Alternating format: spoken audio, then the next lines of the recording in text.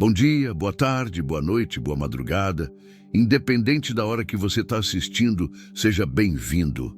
E comenta aí, de qual cidade você está vendo essa história?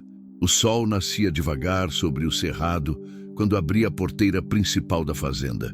O ferro rangeu como sempre rangia, um som áspero que cortava o silêncio da manhã e me lembrava que ainda havia trabalho a fazer, ainda havia razão para levantar antes das 5. Meu nome é João Batista dos Santos, tenho 52 anos e vivo sozinho nesta propriedade no interior de Goiás há 7 anos. 7 anos desde que enterrei minha mulher, a Aparecida, no cemitério da cidade. 7 anos desde que o silêncio virou morador permanente desta casa.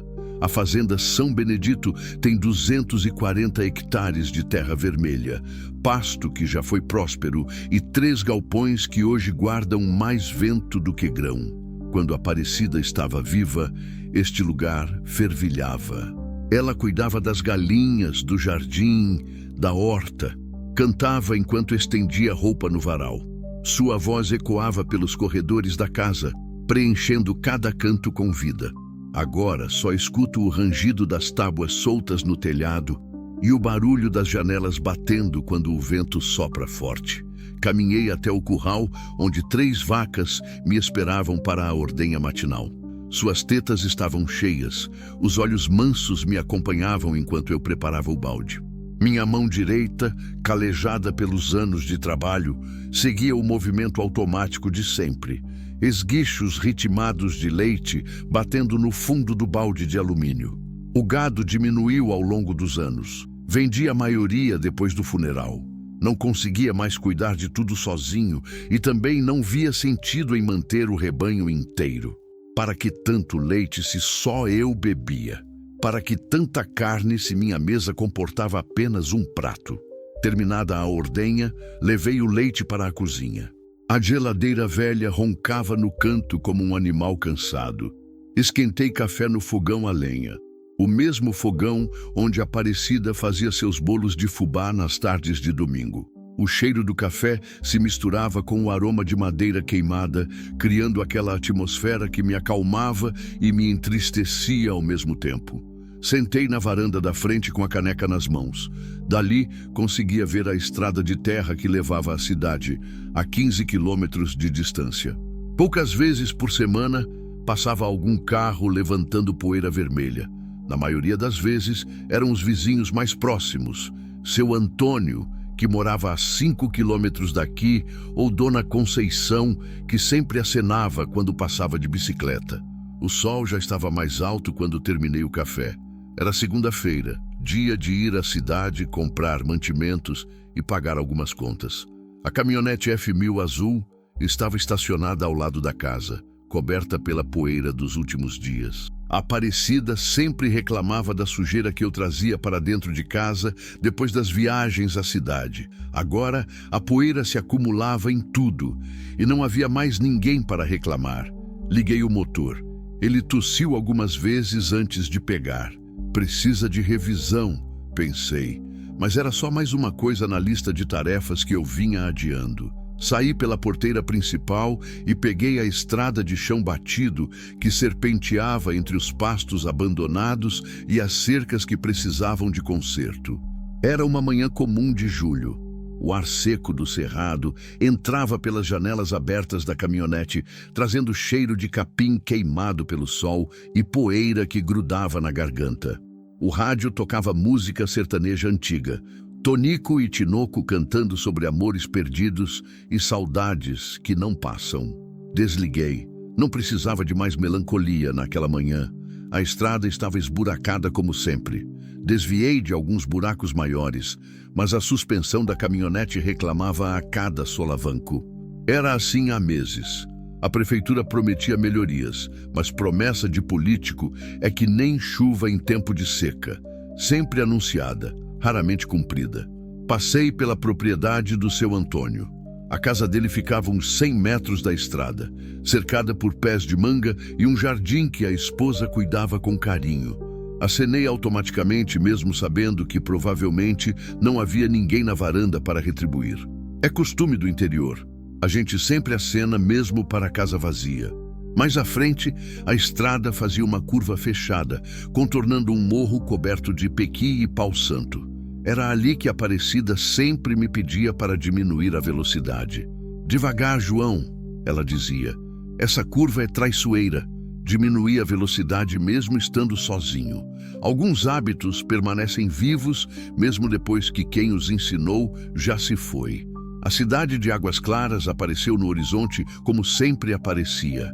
Pequena, pacata, com suas casas baixas e ruas largas cobertas de poeira. A igreja matriz dominava o centro, sua torre branca se destacando contra o céu azul sem nuvens.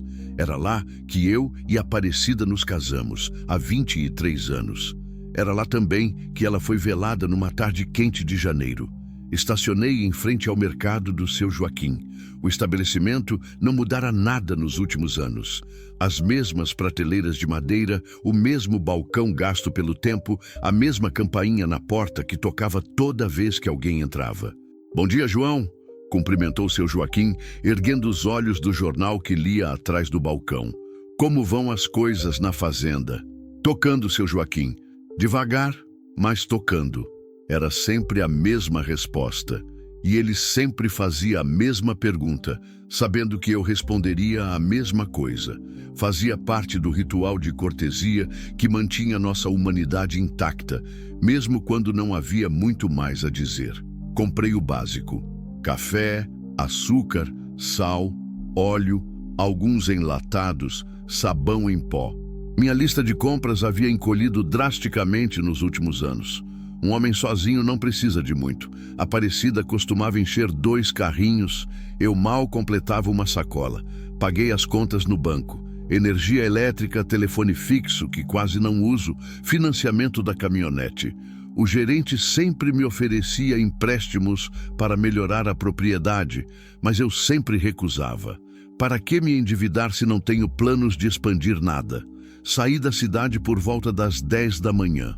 O sol já estava forte e o calor começava a apertar.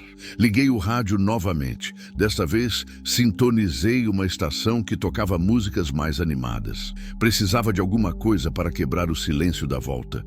Foi na estrada de volta, cerca de 8 quilômetros da cidade, que minha vida mudou para sempre.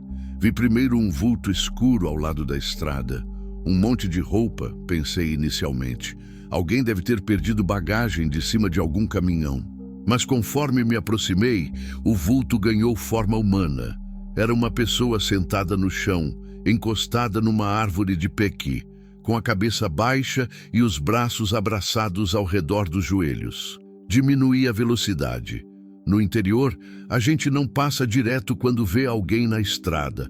Pode ser acidente, pode ser problema, pode ser alguém precisando de ajuda.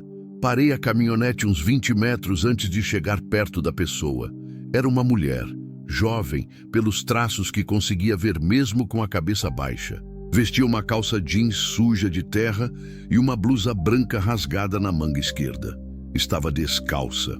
Os pés estavam sujos e machucados, como se tivesse caminhado muito tempo em estrada de terra. Desliguei o motor e saí da caminhonete devagar, sem fazer movimentos bruscos. Não queria assustá-la. "Moça", chamei mantendo distância. "Está tudo bem?" Ela ergueu o rosto. O que vi me fez o coração apertar no peito. Era uma menina, não podia ter mais de 17, 18 anos. Os olhos estavam inchados de tanto chorar, o rosto arranhado por galhos. Tinha um corte pequeno na testa, já seco, mas ainda com sangue grudado no cabelo. Ela me olhou com uma mistura de medo e alívio. Medo porque eu era um estranho numa estrada deserta. Alívio porque finalmente alguém havia parado. Começou a falar, mas a voz saiu rouca, como se não tivesse bebido água há horas. "Eu preciso chegar em algum lugar. Onde você quer ir?" Perguntei, chegando um pouco mais perto. Ela balançou a cabeça. "Não sei, só longe daqui." Havia algo na voz dela, no jeito que olhava ao redor, como se esperasse que alguém aparecesse a qualquer momento, que me disse que ela estava fugindo. De que ou de quem, eu não sabia, mas conhecia aquele olhar. Era o mesmo olhar que eu tinha quando os médicos me disseram que não havia mais nada a fazer por Aparecida. O olhar de quem perdeu tudo e não sabe para onde ir. Você está machucada? Perguntei, apontando para o corte na testa. Não é nada grave, respondeu, tocando o ferimento com a ponta dos dedos. Eu tropecei e caí. Mentira. O corte era muito certeiro para ser resultado de uma queda. Parecia mais coisa de unha ou até de algum objeto cortante. Mas não era hora de fazer perguntas. Vou buscar água na caminhonete, disse. Você precisa beber alguma coisa. Voltei ao veículo e peguei uma garrafa de água que sempre carregava para viagens mais longas. Também peguei um pano limpo que guardava no porta-luvas. Quando voltei, ela ainda estava na mesma posição, mas seus olhos me acompanhavam com atenção. Toma, ofereci a garrafa. Bebe devagar. Ela pegou a água com as duas mãos, como se fosse a coisa mais preciosa do mundo. Bebeu em goles pequenos, fechando os olhos de alívio. Quando terminou, limpou a boca com as costas da mão. Obrigada, sussurrou. Como você se chama? Perguntei, molhando o pano com um pouco da água que sobrou. Ela hesitou. Maria. Provavelmente não era o nome verdadeiro, mas respeitei. Se ela não queria dizer, tinha seus motivos. Eu sou João, disse, oferecendo o pano molhado. Vou limpar esse corte na sua testa. Pode doer um pouco. Ela assentiu. Aproximei-me devagar e comecei a limpar o sangue seco ao redor do ferimento. Ela estremeceu no primeiro toque, mas se manteve quieta. A pele estava quente, mas não parecia ter febre. O corte não era profundo, mas precisava ser limpo direito para não infeccionar. Pronto, disse, afastando-me. Não vai precisar de ponto, mas tem que manter limpo. Obrigada, repetiu ela, e desta vez sua voz soou um pouco mais forte. Olhei ao redor. Estávamos no meio do nada. A estrada deserta se estendia para ambos os lados, cortando a paisagem ressecada do cerrado. Não havia casas à vista, nenhum lugar onde eu pudesse deixá-la em segurança. Maria, disse, onde você estava indo quando aconteceu isso? Ela baixou os olhos novamente. Eu não tenho para onde ir. A frase saiu num fio de voz, carregada de uma tristeza que me lembrou dos meus próprios dias mais escuros. Era a voz de quem chegou no fundo do poço e não consegue ver a luz lá em cima. Fiquei em silêncio por alguns segundos, pensando. Podia levá-la para a cidade, deixá-la na delegacia ou no posto de saúde. Era o mais sensato a fazer, mas algo na expressão dela me dizia que a cidade era exatamente o lugar de onde ela estava fugindo. Você tem família? Perguntei. Ela soltou uma risada amarga. Família, repetiu como se a palavra tivesse gosto ruim na boca. Não tenho família. Mais uma mentira, percebi. Mas era uma mentira que protegia alguma coisa muito dolorida. O sol estava ficando mais forte. Dali a pouco seria meio-dia e o calor seria insuportável para alguém ficar na estrada sem proteção. Eu precisava tomar uma decisão. Escuta, Maria, disse. Eu moro numa fazenda aqui perto.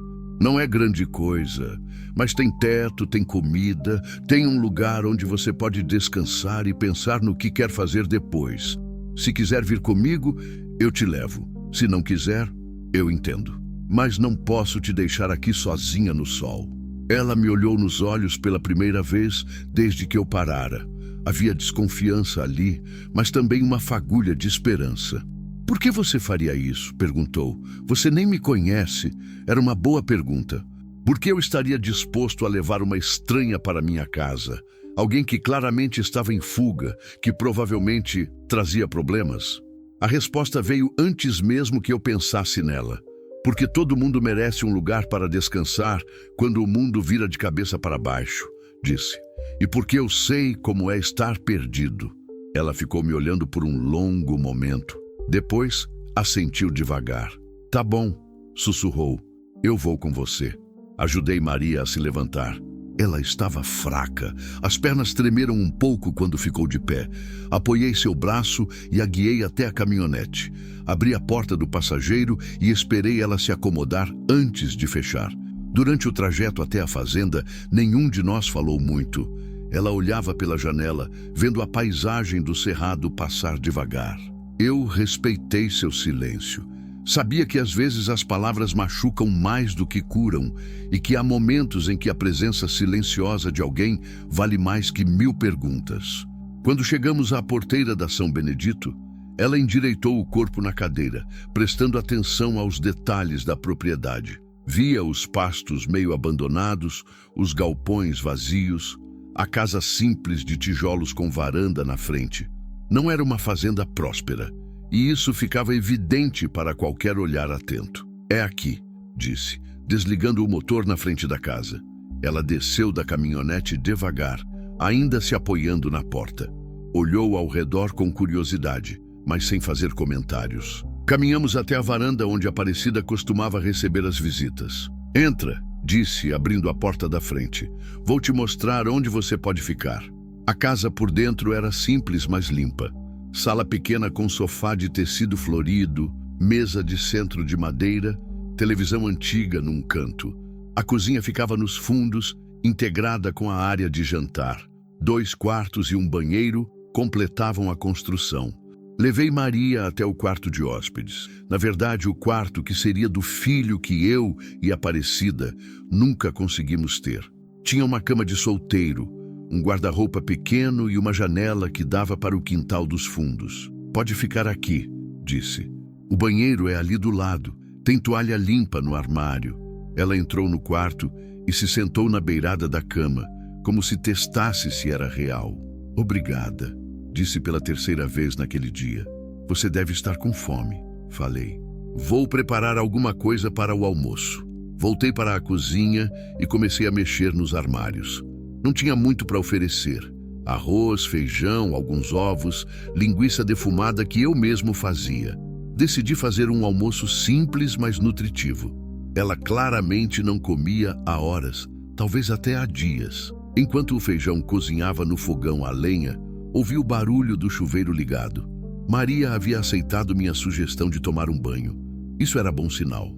Significava que estava começando a confiar, a se sentir um pouco mais segura. Quando ela saiu do banheiro, vestindo as mesmas roupas, não tinha outras para oferecer, mas com os cabelos limpos e o rosto lavado, pude ver melhor seus traços. Era bonita, com aquela beleza simples e natural das meninas do interior.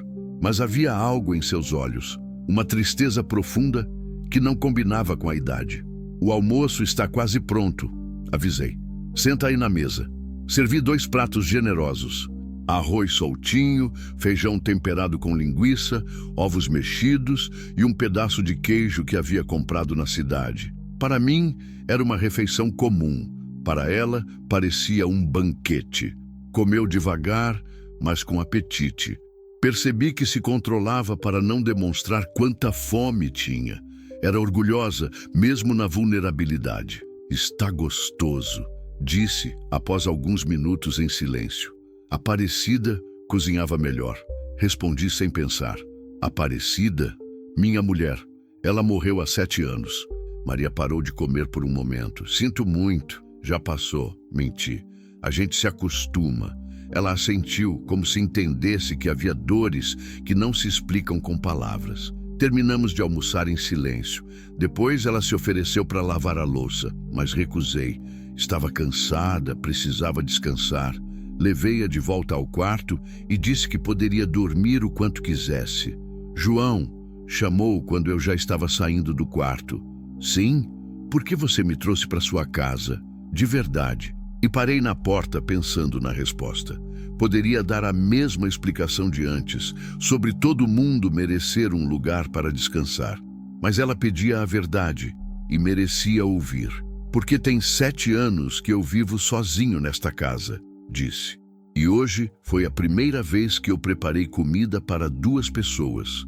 Foi a primeira vez que ouvi barulho de chuveiro ligado que não fosse o meu. Foi a primeira vez que esta casa pareceu viva novamente." Ela me olhou com uma expressão que eu não consegui decifrar. Havia surpresa ali, mas também algo parecido com gratidão. "Descansa", disse. "A gente conversa mais tarde." Fechei a porta do quarto e voltei para a cozinha. Lavei a louça pensando na estranheza daquela situação. Em poucas horas, minha rotina solitária havia sido completamente alterada pela presença de uma menina que eu nem sabia o nome verdadeiro. À tarde, enquanto ela dormia, cuidei dos afazeres habituais. Ordenha das vacas, verificação das cercas, alimentação das galinhas. Mas minha mente estava dividida. Parte de mim se perguntava se havia feito a coisa certa. A outra parte já sabia a resposta. Quando voltei para casa no final da tarde, encontrei Maria sentada na varanda. Havia acordado e estava olhando o pôr do sol tingir o céu de laranja e rosa. "Dormiu bem?" perguntei, me sentando na cadeira ao lado. "Sim, obrigada." Ficamos em silêncio, vendo o dia morrer devagar. Era um momento de paz que eu não experimentava há muito tempo. Ter alguém para dividir o silêncio do entardecer fazia toda a diferença. "João", disse ela, depois de um longo tempo.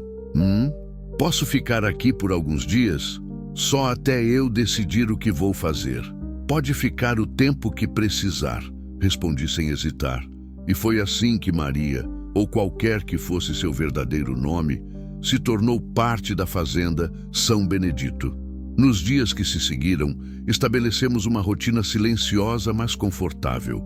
Eu cuidava do gado e das tarefas pesadas. Ela ajudava na cozinha, na horta pequena que a Aparecida havia começado, na limpeza da casa. Não fazíamos muitas perguntas um ao outro. Ela não perguntava sobre minha vida passada e eu respeitava os mistérios da dela. Conversávamos sobre coisas simples, o tempo, os animais, o sabor do café que ela fazia melhor que o meu.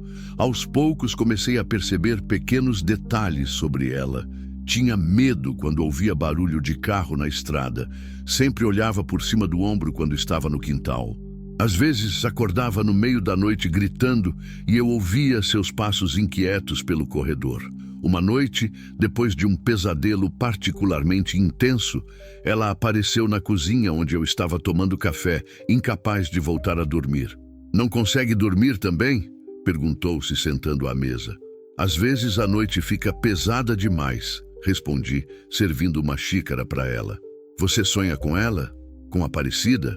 "Toda noite." "E você? Com o que você foge nos seus sonhos?" Ela segurou a xícara com as duas mãos, sentindo o calor. De quem eu deveria ter confiado, mas não podia. Foi a primeira vez que ela disse alguma coisa concreta sobre seu passado. Não pressionei por mais detalhes. Quando alguém está pronto para dividir suas dores, as palavras vêm naturalmente. "Maria", disse, "não sei de onde você veio, nem por que teve que sair de lá, mas quero que saiba uma coisa. Enquanto você estiver aqui, está segura. Não importa quem apareça procurando, não importa que história inventem. Esta casa protege quem precisa ser protegido." Ela ergueu os olhos para mim e vi lágrimas brilhando ali. "Como você pode ter tanta certeza de que eu mereço ser protegida?" perguntou. "Porque ninguém foge de casa no meio da noite por capricho", respondi. "E porque qualquer pessoa que cuida da horta de uma desconhecida e faz café pensando no gosto de quem vai beber, tem um coração bom." Foi nessa noite que começamos a nos conhecer de verdade. Não através de perguntas e respostas, mas através do reconhecimento mútuo de duas pessoas que haviam perdido muito e estavam tentando reconstruir algo a partir dos cacos. Foi numa tarde quente de agosto, quase um mês depois de Maria ter chegado à fazenda, que a primeira tempestade se formou, literal e figurativamente. Eu estava no galpão consertando uma cerca quando ouvi o barulho de um carro subindo a estrada de terra. Maria estava na horta, regando as mudas de tomate que havia plantado. Ao ouvir o motor, ela se enrijeceu como um animal em alerta. Era uma caminhonete branca, modelo mais novo que a minha. Não reconheci o veículo, mas pela reação de Maria, ela sabia exatamente quem estava chegando. Largou a mangueira e correu para dentro de casa. O carro parou na frente da casa. Desceram dois homens. O primeiro era alto, de uns 40 anos, com barriga proeminente e chapéu de couro na cabeça. O segundo era mais novo, magro, com uma cicatriz que cortava a sobrancelha esquerda. Ambos tinham aquela postura arrogante de quem está acostumado a conseguir o que quer através da intimidação. "Boa tarde", disse o mais velho, se aproximando do galpão onde eu estava. O senhor é o dono desta propriedade? Sou. Em que posso ajudá-los? Meu nome é Geraldo Silva. Este aqui é meu filho Marcelo. Estamos procurando uma menina que fugiu de casa há algumas semanas. Soubemos que o senhor pode ter informações sobre ela. Não sei de menina nenhuma, respondi, continuando a trabalhar na cerca. Aqui só moro eu. Geraldo deu alguns passos na minha direção. Podia sentir o cheiro de cachaça em seu hálito. Tem certeza, amigo? Porque recebemos informação de que uma garota foi vista por aqui. Cabelo castanho, baixinha, deve ter uns 17 anos. Como eu disse, não vi ninguém com essa descrição. O filho, Marcelo, estava olhando ao redor com atenção. Seus olhos se fixaram na roupa estendida no varal. Uma blusa feminina que Maria havia lavado naquela manhã. Pai, disse apontando para o varal. Olha ali.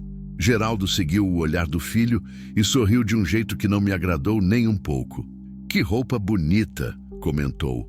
Parece ser do tamanho certinho da nossa Maria Fernanda. O nome verdadeiro. Agora eu sabia. Pode ser de qualquer mulher que tenha passado por aqui, disse tentando manter a voz calma. Às vezes recebo visitas. Claro, claro, disse Geraldo, mas seu tom era sarcástico. O senhor não se importa se dermos uma olhada na casa, né? Só para ter certeza de que nossa menina não está aí dentro, assustada, precisando voltar para casa. Na verdade, eu me importo sim, respondi largando a ferramenta e me virando para encará-los. Esta é minha propriedade privada e vocês não têm direito de entrar aqui sem mandado. O sorriso de Geraldo desapareceu. Escuta aqui, velho. Aquela menina é nossa família. É nossa responsabilidade. E se o senhor está escondendo ela aqui, está cometendo um crime. Que crime? Dar abrigo a alguém que pede ajuda? Ela é menor de idade, disse Marcelo falando pela primeira vez. Fugiu de casa. Isso é fuga de menor. E quem esconde menor fugido pode responder criminalmente. Eles estavam certos tecnicamente e sabiam disso. Mas havia algo na forma como falavam de Maria, não como família preocupada, mas como donos de uma propriedade perdida, que me dizia que ela havia tido bons motivos para fugir. Foi quando ouvi a voz dela atrás de mim. Não precisa mentir por minha causa, João. Maria havia saído de casa e caminhava na nossa direção. Seus passos eram firmes, mas eu podia ver suas mãos tremendo. Tinha coragem aquela menina, mais coragem do que muitos adultos que eu conhecia. Maria Fernanda, disse Geraldo abrindo um sorriso falso. Que saudade, minha filha.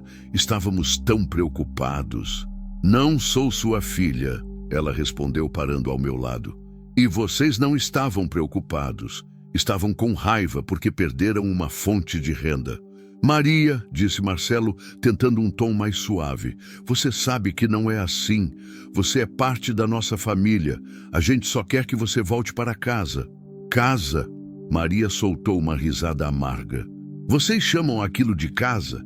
Onde eu não podia sair sozinha, não podia conversar com ninguém, onde vocês me tratavam como mercadoria.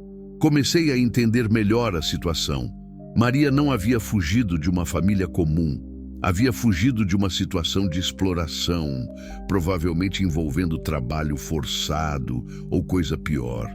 Chega de papo, disse Geraldo, perdendo a paciência. Você vai voltar conosco agora, querendo ou não. Não, disse Maria, dando um passo para trás. Eu não vou. Vai sim. Marcelo avançou na direção dela.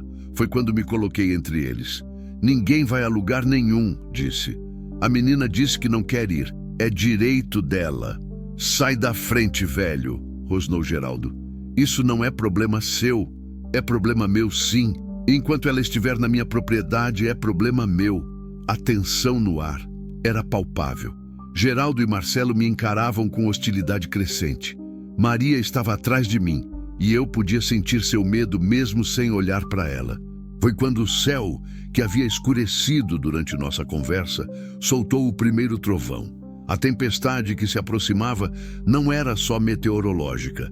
Era o momento em que eu teria que escolher entre a segurança da minha vida tranquila e a proteção de alguém que dependia de mim. Última chance, velho, disse Geraldo, colocando a mão no bolso de trás da calça. Sai da frente ou vai ter problema. O segundo trovão ecoou mais forte e as primeiras gotas grossas de chuva começaram a cair.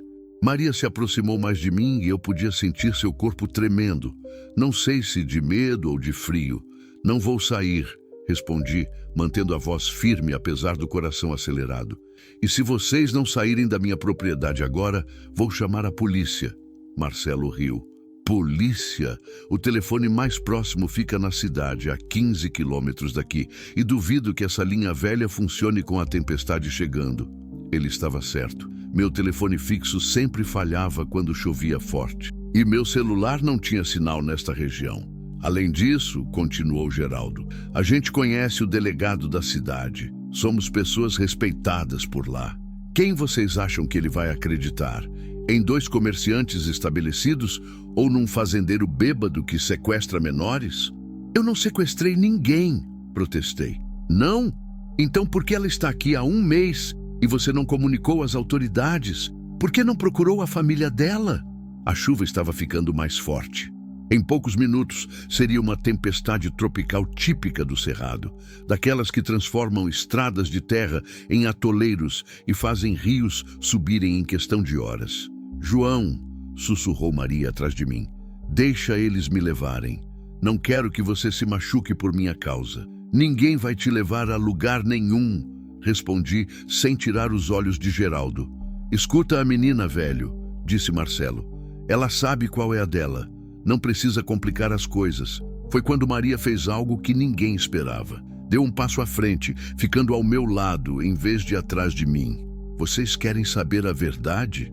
Disse, com a voz mais firme que eu havia ouvido desde que a conheci. Eu fugi porque vocês me venderam como um animal para um homem de 60 anos que queria uma esposa nova para cuidar da casa dele. O silêncio que se seguiu foi quebrado apenas pelo barulho da chuva, que agora caía com força total. Maria, começou Geraldo, mas ela o interrompeu. Meu nome é Maria Fernanda Santos. Tenho 17 anos. Meus pais morreram num acidente de carro quando eu tinha 15. Estes 2 homens são meus tios. Eles ficaram com a guarda. Ficaram com a herança que meus pais deixaram. E quando o dinheiro acabou, decidiram que eu era um problema caro demais. Cada palavra que saía da boca dela era como um soco no estômago. Comecei a entender a dimensão do horror do qual ela havia fugido. Então eles me levaram para uma cidade do interior e me venderam para um fazendeiro rico que queria uma menina jovem para alegrar sua velhice. Recebi um vestido branco, disseram que era meu vestido de noiva e me trancaram num quarto até a hora da cerimônia. Geraldo e Marcelo haviam perdido a pose de indignação. Agora pareciam apenas 2 criminosos sendo expostos. Ela está mentindo, disse Geraldo, mas sua voz não tinha mais convicção. A menina sempre foi problemática, inventava histórias. Eu fugi na noite antes do casamento, continuou Maria, ignorando a interrupção. Saltei a janela, corri pela mata, caminhei a noite inteira até chegar na estrada onde João me encontrou. Estava disposta a morrer na estrada antes de voltar para aquele inferno. A chuva agora estava torrencial.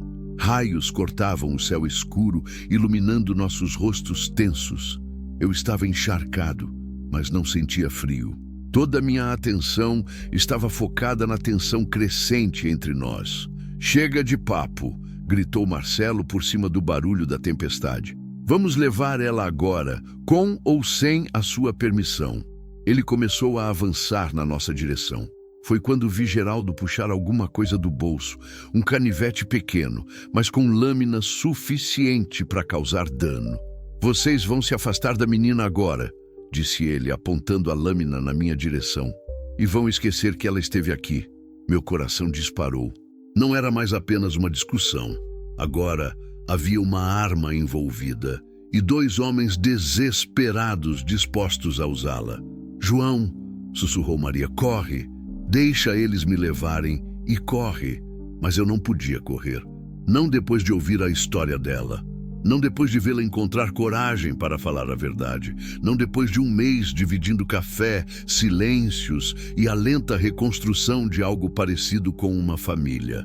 Não, disse, dando um passo à frente em direção a Geraldo.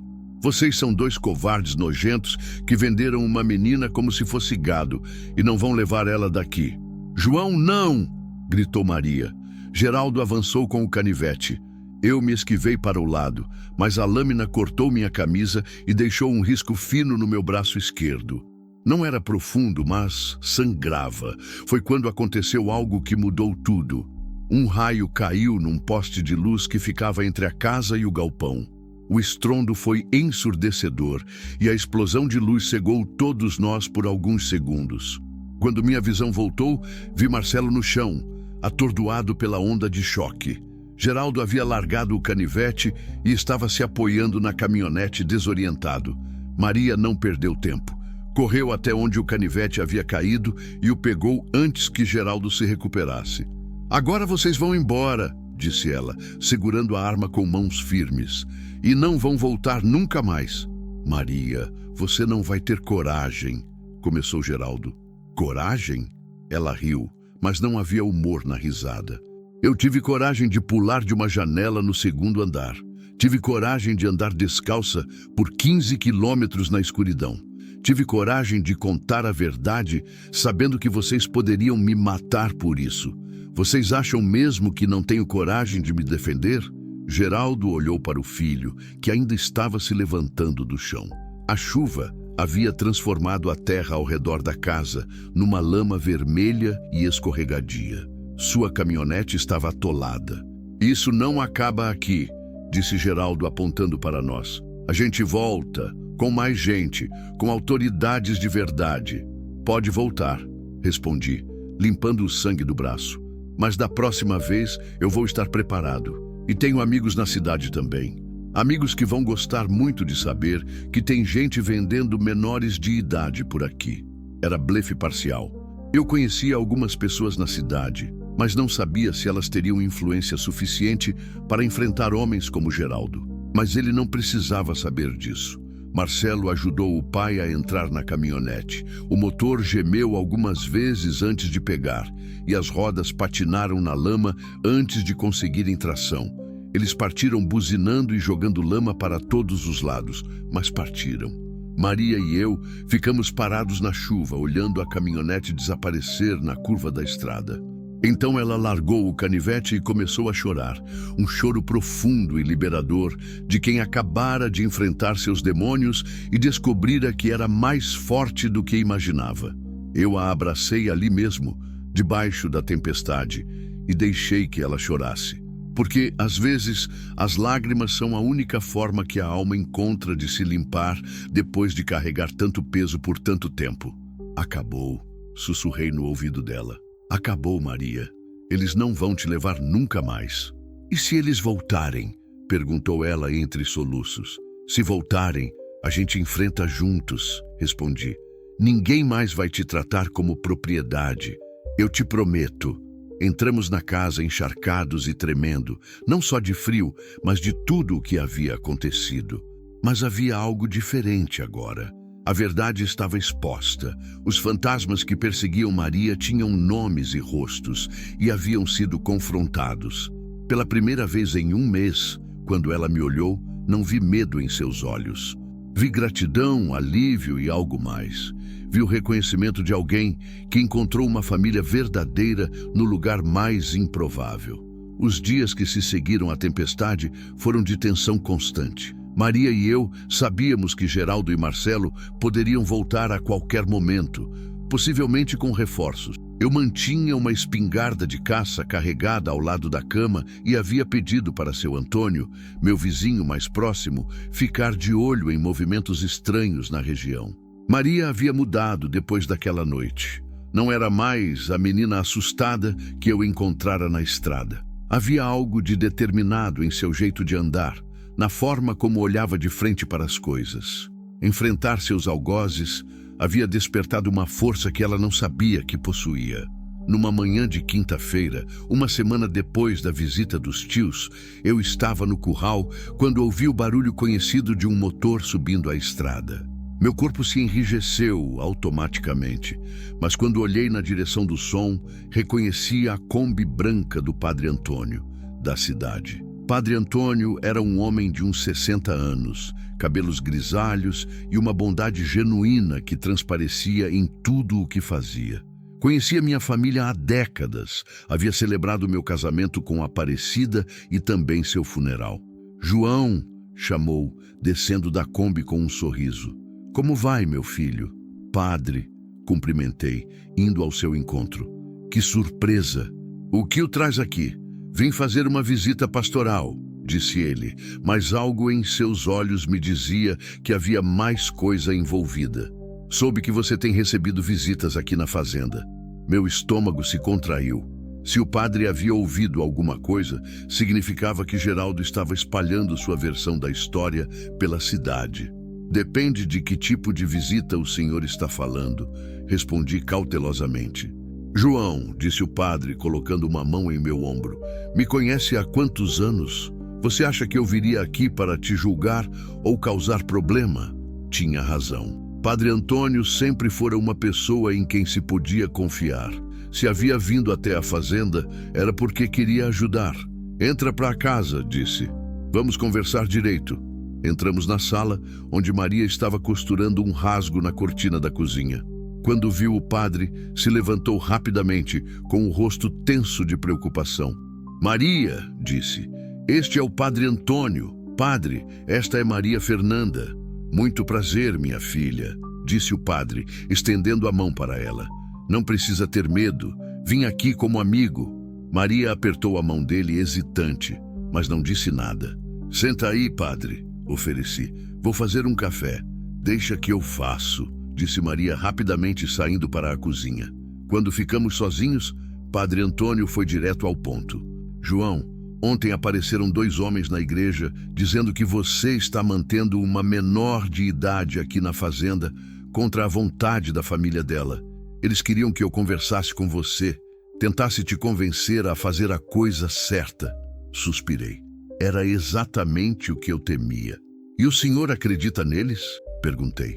Eu os escutei, disse o padre. Depois fui até a delegacia e conversei com alguns conhecidos. Descobri coisas interessantes sobre esses 2 homens. Maria voltou da cozinha com 3 xícaras de café numa bandeja. Suas mãos tremiam ligeiramente, mas ela se controlava para não demonstrar nervosismo. Pode falar na frente dela, disse. Ela tem direito de saber o que está acontecendo. Padre Antônio pegou sua xícara e tomou um gole antes de continuar. Geraldo Silva e seu filho Marcelo têm algumas pendências com a justiça, disse. Nada muito grave oficialmente, mas há rumores na cidade há anos. Dizem que eles se envolvem com negócios questionáveis, especialmente envolvendo pessoas vulneráveis. Que tipo de negócios? Perguntou Maria, se sentando ao meu lado no sofá. O tipo que uma menina como você conhece bem, imagino, respondeu o padre gentilmente. Eles têm contatos em várias cidades da região.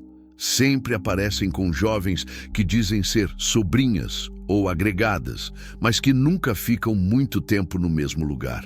Maria fechou os olhos por um momento. Então, não era só comigo. Não, minha filha.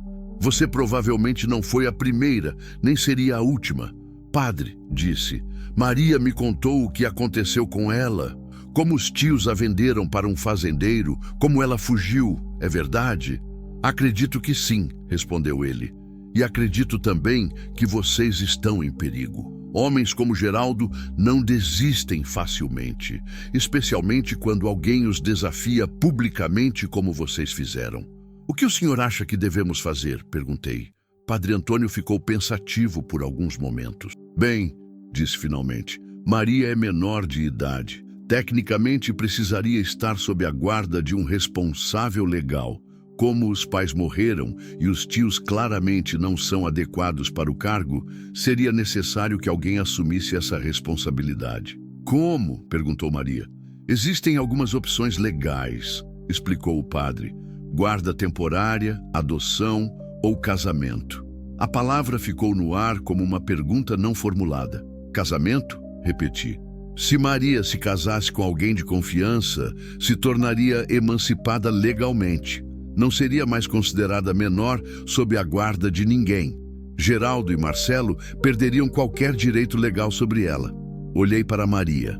Ela estava olhando para as próprias mãos, processando a informação. Mas isso seria apenas uma solução legal, continuou o padre. Um casamento de papel, por assim dizer, para protegê-la juridicamente. Não precisaria ser um casamento real, se vocês entenderem o que quero dizer. Entendi perfeitamente. Ele estava sugerindo um casamento de conveniência, uma forma de proteger Maria legalmente sem criar obrigações pessoais para nenhum de nós. E se eu não quisesse? Perguntou Maria, ainda olhando para as mãos. Então procuraríamos outras alternativas, disse o padre, mas seriam mais complicadas e demoradas.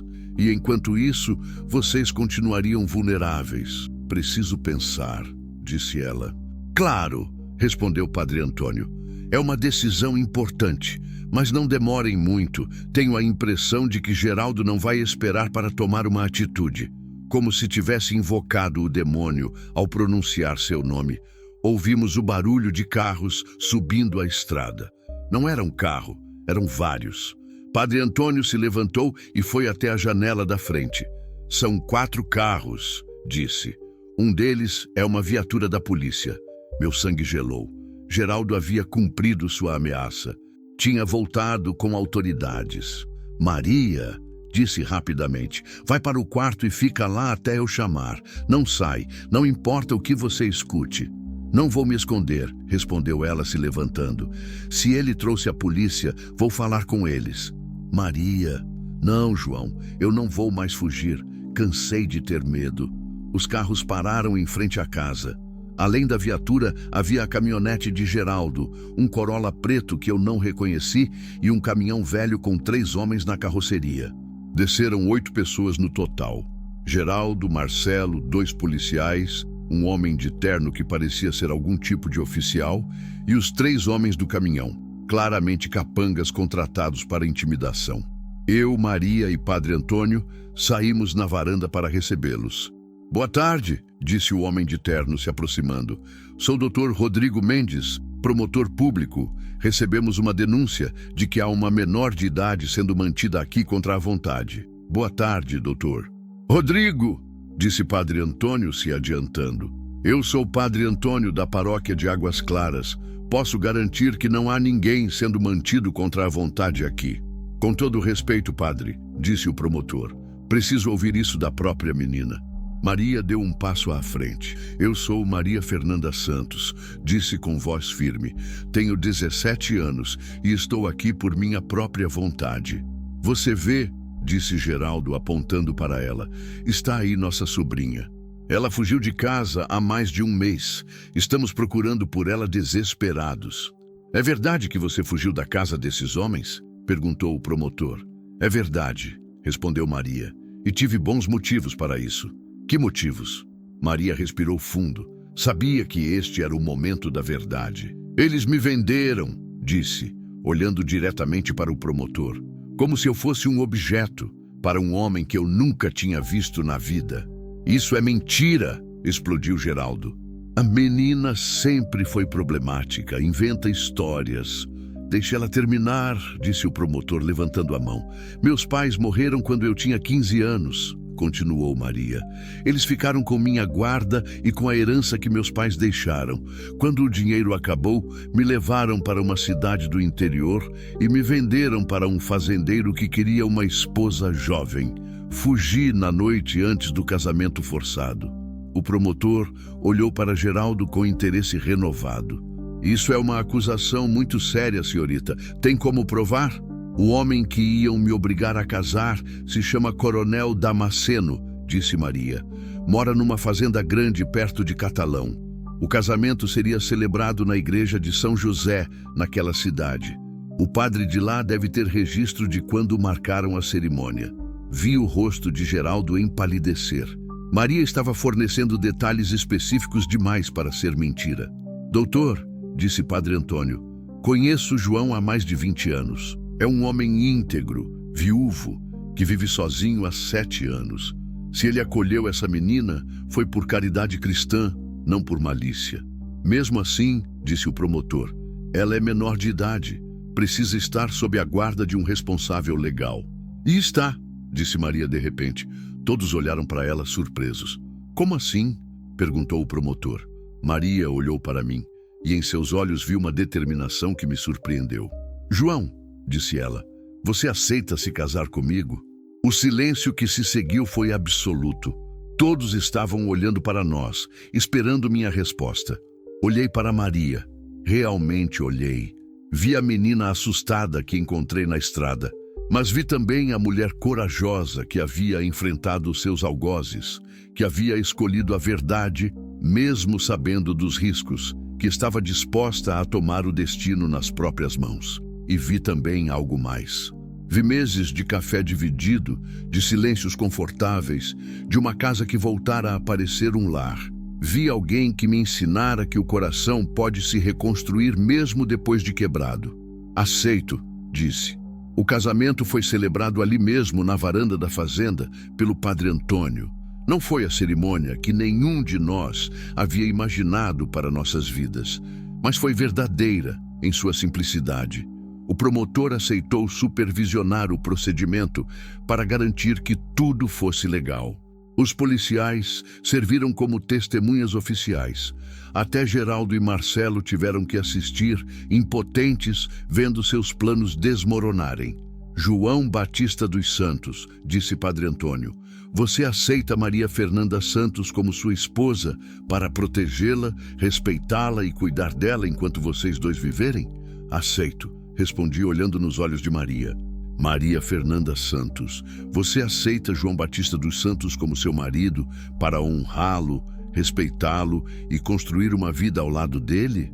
Aceito, ela respondeu, e sua voz não tremeu. Não tínhamos alianças.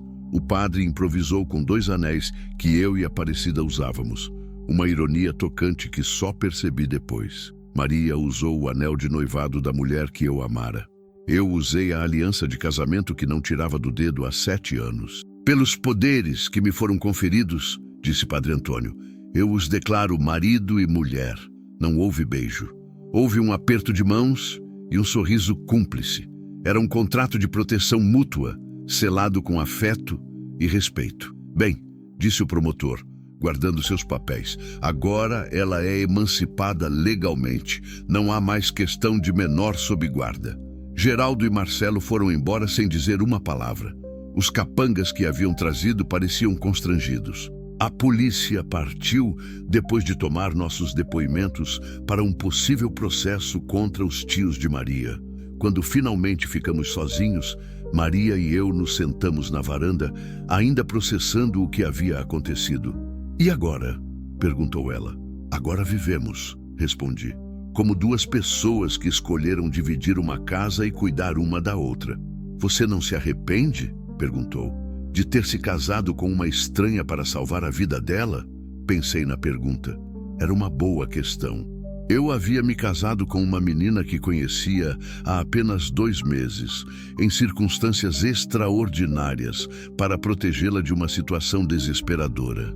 Sabe, disse, quando Aparecida morreu, eu achei que tinha morrido junto com ela.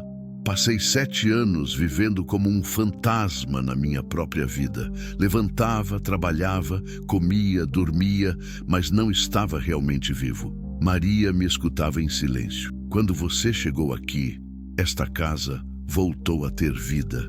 Voltou a ter conversas, risos, o cheiro de comida sendo preparada com carinho.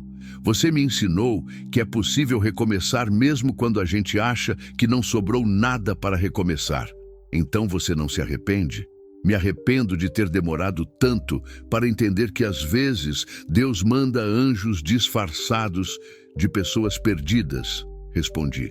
E que salvar alguém é também uma forma de se salvar.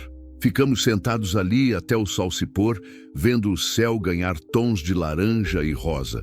Era o primeiro dia de nossas vidas como marido e mulher, mas também era a continuação de algo que havia começado meses antes. Duas pessoas solitárias aprendendo a não estar mais sozinhas. 3 anos se passaram desde aquele dia. Maria agora tem 20 anos e estuda pedagogia numa faculdade da cidade, indo e voltando todos os dias na caminhonete que compramos juntos. Eu reformei a casa, consertei os galpões, aumentei o rebanho. Nosso casamento continuou sendo uma parceria baseada no afeto e no respeito mútuo. Dormimos em quartos separados, mas dividimos tudo o mais: as refeições, as decisões, os sonhos para o futuro da fazenda. Geraldo e Marcelo foram presos 6 meses depois do nosso casamento. A investigação, que começou com a denúncia de Maria, revelou uma rede de tráfico de pessoas que operava há anos na região. Várias outras vítimas encontraram coragem para denunciar depois que a história de Maria se tornou conhecida. O coronel Damasceno, o homem que havia comprado Maria, também enfrentou a justiça. Descobriu-se que ele havia se casado com outras meninas ao longo dos anos, sempre menores de idade, sempre em situação de vulnerabilidade. 1 ano depois do casamento, numa noite quente de dezembro, Maria bateu na porta do meu quarto. "João", disse, "posso conversar com você?" "Claro, entra." Ela se sentou na beirada da cama com uma expressão que eu não conseguia decifrar. "Eu queria te agradecer", disse, "por tudo, por me salvar, por me proteger, por me dar a chance de reconstruir minha vida." "Não precisa agradecer. A gente se ajudou mutuamente." "É sobre isso que eu quero falar", disse ela, olhando para as próprias mãos. "João, eu sei que nosso casamento foi uma necessidade, uma forma de me proteger legalmente. E você sempre foi muito respeitoso, nunca exigiu nada de mim que eu não estivesse disposta a dar." Senti uma pontada de medo. Será que ela queria terminar nosso arranjo? Pedir divórcio agora que estava mais velha e não precisava mais de proteção? Mas o que eu quero te dizer é que, em algum momento durante estes meses, o que começou como gratidão se transformou em outra coisa. Meu coração acelerou. Eu me apaixonei por você, João. De verdade. Não por obrigação, não por gratidão. Porque você é um homem bom, gentil, que me ensinou que existe amor que não machuca, que não exige, que apenas existe. Não consegui falar por alguns segundos. "Maria", disse finalmente, "você tem certeza do que está dizendo? Você é jovem, tem a vida inteira pela frente. Não precisa se sentir obrigada." "Eu não me sinto obrigada", ela interrompeu. "Me sinto livre. Livre para escolher ficar com o homem que amo, em vez de fugir do homem que me assombrava." Levantei da cama e fui até a janela, olhando para a escuridão lá fora. "Maria, eu tenho 55 anos, você tem 20. Eu sou um viúvo marcado pela perda. Você é uma menina cheia de vida e futuro. E daí?" Ela se levantou também. "Idade é só um número, passado é só memória. O que importa é o que a gente sente agora, neste momento." Virei-me para olhá-la. Nos olhos dela vi a mesma determinação que ela demonstrara naquele dia na varanda, quando enfrentou os tios e escolheu seu próprio destino. "Você tem certeza?" perguntei. "Absoluta. Mesmo sabendo que eu sempre vou amar Aparecida também?" "Especialmente sabendo disso", disse ela, se aproximando. "Porque um homem que é capaz de amar tão profundamente uma vez, é capaz de amar tão profundamente sempre." Naquela noite, nosso casamento de conveniência se transformou em algo verdadeiro. Não porque fomos obrigados pelas circunstâncias, mas porque escolhemos, livremente, conscientemente, construir uma vida juntos. Hoje, enquanto escrevo esta história, Maria está na cozinha preparando o jantar. Ela canta enquanto cozinha, como Aparecida fazia. Mas a música é diferente, o ritmo é outro, a voz é única. Aprendi que o coração humano tem uma capacidade infinita de recomeçar. Que é possível amar profundamente duas pessoas diferentes, de formas diferentes, em momentos diferentes da vida. Que salvar alguém, às vezes, é a única forma de nos salvarmos. A Fazenda São Benedito hoje é próspera novamente. Temos 40 cabeças de gado, 2 cavalos, galinhas, porcos, uma horta que Maria cuida com carinho. Os galpões estão cheios de grãos. A casa ecoa com risadas, conversas, música e vida. Mas o mais importante, descobrimos que é possível construir uma família a partir de 2 corações quebrados. Que o amor verdadeiro não é aquele que nunca enfrenta tempestades, mas aquele que escolhe permanecer mesmo depois que a tempestade passou. Maria se formou professora no ano passado e agora dá aulas na escola da cidade. Todas as manhãs, vejo-a sair de casa com uma pasta cheia de cadernos e uma energia que ilumina meu dia. Ela volta no final da tarde contando histórias de seus alunos, preocupada com os que não têm material escolar, orgulhosa dos que estão aprendendo a ler. Sua vocação para cuidar dos outros se revelou naturalmente. Talvez porque conhece na pele o que é precisar de cuidado e não encontrar. Talvez porque entende que salvar uma criança hoje pode evitar que ela se torne um adulto perdido amanhã. Há 6 meses, Maria chegou em casa com uma proposta. "João", disse, se sentando comigo na varanda depois do jantar, "quero conversar sobre uma coisa importante." "Fala." "Na escola tem uma menina, chama Luana. Tem 12 anos. A mãe morreu no parto do irmão caçula. O pai bebe e some por semanas. Ela cuida sozinha do irmãozinho de 3 anos. Conhecia histórias assim. O interior está cheio de crianças que crescem rápido demais porque não há adultos para protegê-las. A diretora disse que provavelmente vão ter que separar os irmãos. Levar o menino para um abrigo na capital. Deixar a menina com algum parente distante que nem conhece. "E o que você está pensando?"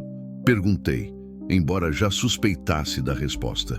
"Estou pensando que esta casa é grande, que temos quarto de sobra, que poderíamos tentar ficar com eles, pelo menos até a situação do pai se resolver." Olhei para ela. Nos 5 anos que estávamos juntos, nunca havíamos falado sobre ter filhos. Nosso relacionamento havia nascido de uma necessidade de proteção e evoluído para amor, mas sempre foi um amor entre adultos que haviam encontrado um ao outro tarde na vida. "Você tem certeza de que quer isso?" perguntei. Cuidar de 2 crianças não é brincadeira, especialmente crianças que já passaram por trauma. "Tenho certeza", respondeu sem hesitar. "João, quando eu era pequena e meus pais morreram, eu sonhava que alguém apareceria para me salvar.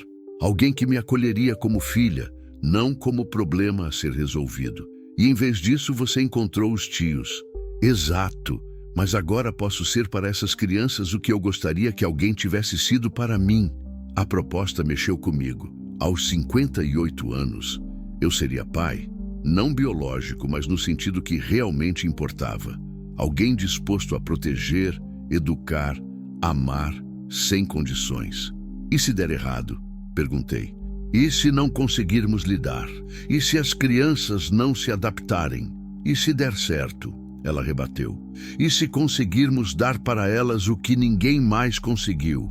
E se esta casa que já salvou a mim e a você, conseguir salvar mais 2 pessoas?" 2 semanas depois, Luana e Miguel chegaram à fazenda com 2 mochilas rasgadas e um urso de pelúcia que o menino não largava. Luana era uma miniatura de Maria, séria demais para a idade, protegendo o irmão como uma leoa, desconfiada de qualquer gentileza.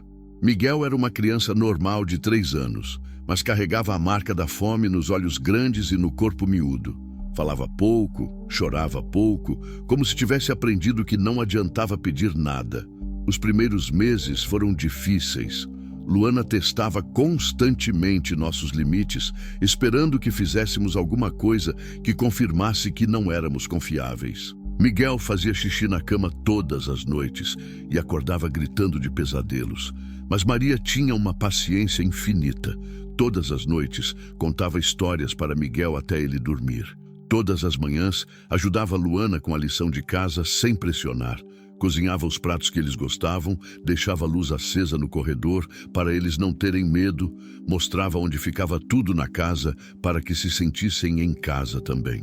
Eu fazia minha parte ensinando Luana a cuidar dos animais, levando Miguel para ver os bezerros, explicando como a fazenda funcionava. Aos poucos, eles começaram a entender que aquele não era um lugar de passagem. Era um lugar onde podiam ficar. A primeira vez que Miguel me chamou de Pai João foi numa tarde de domingo, quando eu estava consertando a cerca do pasto. Ele veio correndo até mim, todo sujo de terra, segurando uma flor amarela que havia arrancado no jardim. Pai João! Gritou, estendendo a flor. Para você! Sentei no chão e o peguei no colo. A flor estava amassada, as raízes ainda grudadas, mas era a coisa mais bonita que eu já havia recebido. Obrigado, filho, disse, e só quando falei a palavra percebi como ela soava natural. Luana demorou mais para se abrir. Era uma menina ferida que havia aprendido cedo que os adultos decepcionam. Mas Maria perseverou, com a paciência de quem entende o que é não confiar em ninguém. A virada aconteceu numa noite em que Luana acordou com febre alta. Maria passou a madrugada inteira ao lado da cama dela, trocando toalhas molhadas na testa, dando remédio de hora em hora, cantando baixinho para ela dormir. Quando amanheceu e a febre havia cedido, Luana segurou a mão de Maria e sussurrou: Mãe Maria, você não vai me deixar, né? Nunca, respondeu Maria com lágrimas nos olhos. Nunca vou te deixar, minha filha. Hoje, 2 anos depois, nossa família está completa. Luana tem 14 anos e ajuda Maria na escola. Sonha em ser professora também. Miguel tem 5 anos e é o rei da fazenda. Conhece todos os animais pelo nome, ajuda na ordenha, conta para qualquer visita que tem. Um pai e uma mãe que não vão embora nunca. O pai biológico das crianças apareceu algumas vezes no primeiro ano, sempre bêbado, sempre prometendo que ia mudar. Mas as crianças já não queriam ir com ele. Haviam encontrado estabilidade, amor, proteção. Eventualmente, ele assinou os papéis, permitindo nossa adoção legal. Neste último mês de dezembro, 5 anos após meu casamento com Maria, celebramos nosso primeiro Natal como família de 4. A casa estava decorada, a mesa farta, os presentes embaixo da árvore que cortamos aqui mesmo na propriedade.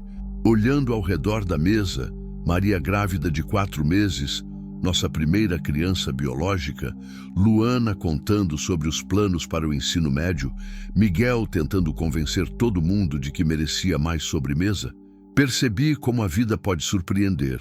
7 anos atrás, eu era um homem morto em vida, contando os dias numa fazenda silenciosa.